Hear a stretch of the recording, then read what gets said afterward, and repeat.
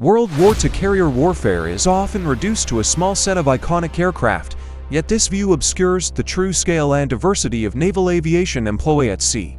Across all major navies, dozens of carrier-capable aircraft types were developed, modified, or fielded under intense operational pressure. A frequently overlooked fact is that several aircraft now considered land-based were originally tested or evaluated for carrier operations during the war years. This video presents a complete, structured catalog of every naval aircraft used in World War II carrier battles, examined systematically by role, origin, and operational purpose. Without omission or selective focus, this catalog covers the period from 1939 to 1945, focusing exclusively on aircraft that operated from aircraft carriers during World War II. The primary geographic theaters include the Pacific Ocean, the Atlantic and Arctic sea lanes, the Mediterranean, and limited carrier operations connected to North Africa and Northern Europe. Aircraft are organized by operational role and technological function rather than by nation alone, allowing direct comparison across navies. Included are fighters, dive bombers, torpedo bombers, reconnaissance platforms, and specialized support variants. Excluded are land-based naval aircraft that never conducted carrier operations, prototype studies that did not reach deck trials, and purely post-war developments. Carrier air wings were structured around clearly defined operational roles, each emerging from specific tactical problems encountered at sea. The following sections examine these roles in sequence, reflecting how carrier warfare evolved under combat conditions. Fighter aircraft.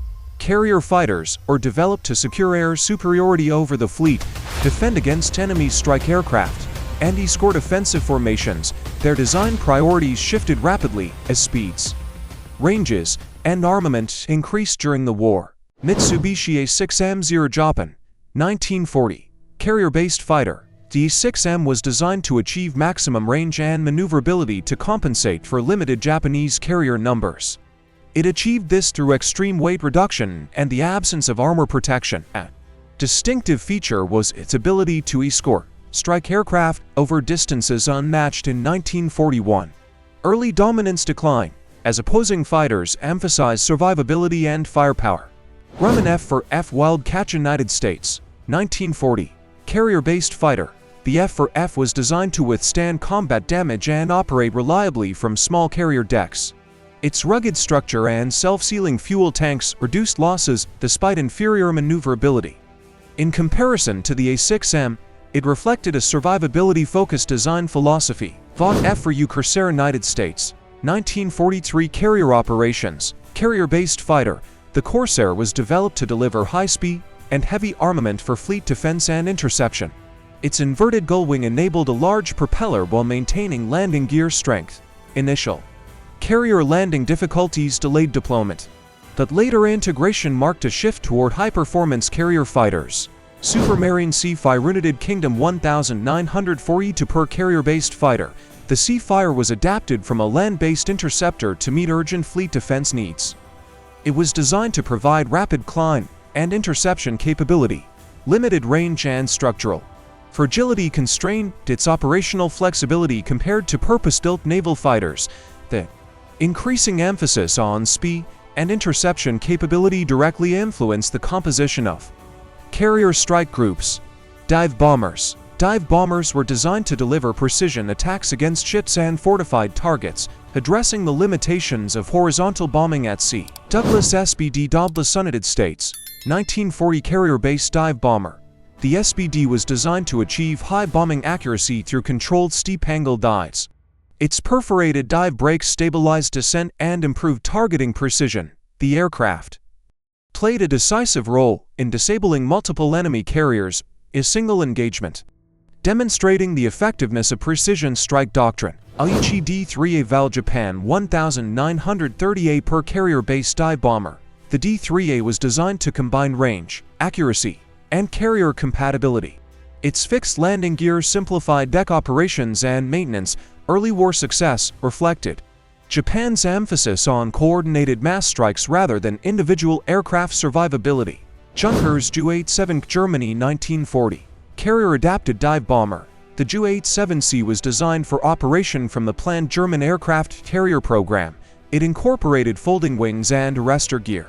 Although carrier deployment never occurred, its development illustrates how dive bombing doctrine influenced naval aviation planning. As naval engagements expanded in scale, the need to neutralize heavily protected ships drove parallel development in torpedo delivery. Torpedo bombers. Torpedo bombers were designed to attack capital ships directly by delivering underwater weapons capable of bypassing armor protection. Nakajima B-5 Venkate Japan 1937 per carrier-based torpedo bomber. The B-5N was designed to deliver torpedoes or bombs over long distances with high reliability. Its flexible payload options allowed rapid mission reassignment. Operational results demonstrated the effectiveness of coordinated low-altitude torpedo attacks in early carrier warfare. Ferry Swordfish United Kingdom 1936 per carrier-based torpedo bomber. The Swordfish was designed for stable low-speed handling and short-deck operations, despite its obsolete appearance. It achieved notable success due to precise torpedo delivery and night operation capability.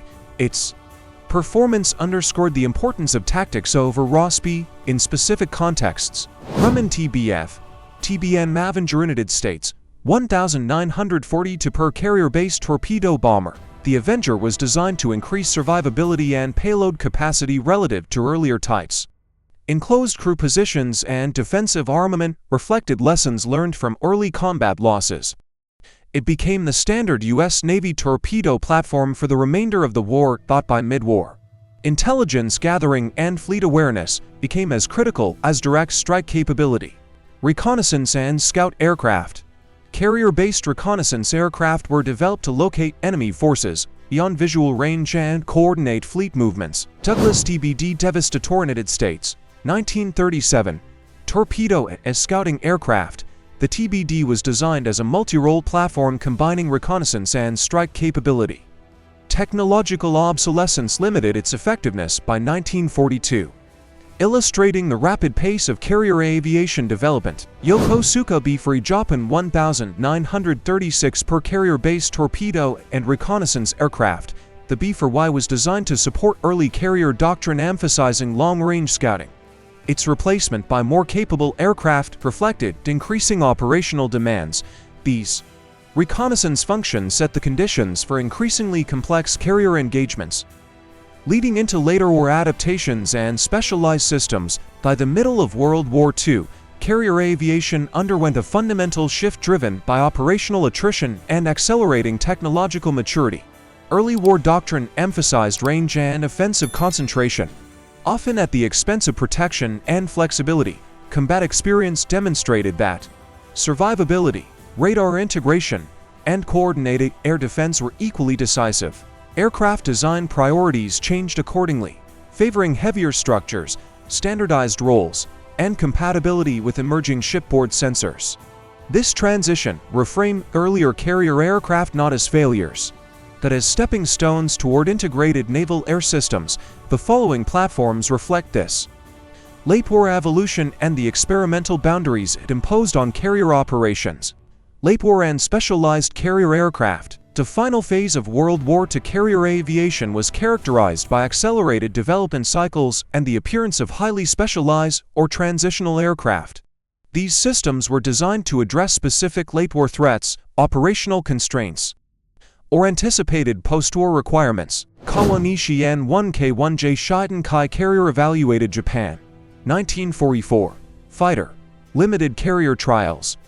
The N1K1J was designed to counter high-performance Allied fighters through increased firepower and climb rate. Although primarily land-based, carrier compatibility was explored late in the war. Its automatic combat flaps represented an advanced control concept that influenced post-war fighter design. Mitsubishi A7M Repu Japan 1944 Carrier-based fighter developmental. The A7M was designed to replace the A6M by addressing its lack of protection and firepower. Delays in engine development limited production. The aircraft reflected Japan's late recognition of survivability as a critical carrier fighter requirement. Grumman F6F Hellcat United States 1943 per carrier-based fighter. The F6F was designed specifically to defeat earlier Japanese carrier fighters under operational conditions. Emphasis was placed on pilot protection, firepower, and ease of deck handling. Its rapid deployment and high kill-to-loss ratio demonstrated the effectiveness of iterative, combat-driven design. Blohm & Voss BV-155 carrier considered Germany 1940 for per high-altitude interceptor, naval consideration.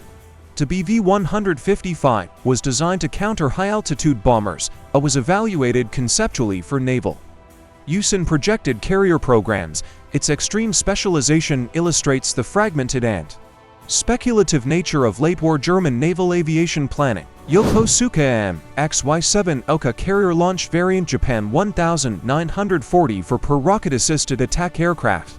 The Oka was designed to deliver a guided explosive payload via human control after carrier or bomber launch.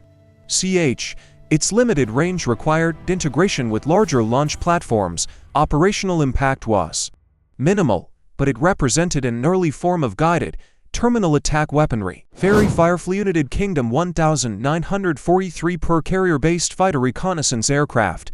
The Firefly was designed to combine strike coordination, reconnaissance, and limited air combat capability. Its two-seat configuration supported radar operation and navigation. This multi-purpose approach anticipated post-war carrier aircraft concepts. Collectively, these systems illustrate how late-war carrier aviation moved beyond immediate tactical needs toward experimental and transitional solutions. Many programs failed to achieve large-scale deployment, yet their design logic informed early post-war naval air doctrine. Taken as a complete catalog, World War II carrier aircraft reveal a consistent pattern of rapid adaptation under operational pressure. Early designs prioritized range and offensive reach, while later systems emphasized survivability, specialization, and integration with fleet-level sensors and doctrine. Across all navies, carrier aviation evolved from loosely coordinated strike elements into structured, role-defined air systems designed to operate as part of a larger naval network. These aircraft demonstrate that modern carrier air wings did not emerge suddenly after 1945, but developed directly from wartime experimentation, compromise, and iterative refinement. This catalog reflects the foundations of contemporary naval aviation and the enduring logic of carrier-based air power.